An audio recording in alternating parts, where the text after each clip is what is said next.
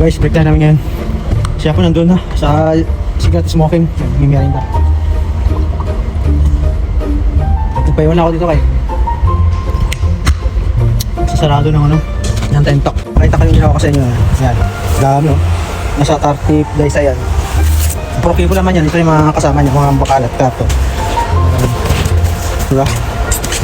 Yung pituan dun sa harap, saka dito sa likod. Kaya lang naman binuksan niya kasi nga para makapasok yung hangin. Hindi kaya gusto mga lapig dito.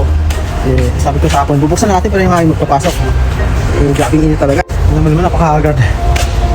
First ako is, yun yung taas ng karton. No? Yan yung trabaho, 3.5.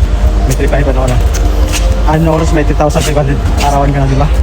Sarap. Paldo naman boy. Iwan ako kayo magsama kasi doon, amoy sigarilyo doon mga ano. Siyempre, hindi tayo nagsisigarilyo, bawal. Sabi ko dito lang ako, iwan ako, bahala ka doon. Bapo. Punta ka na, hihintay na nakataw dito.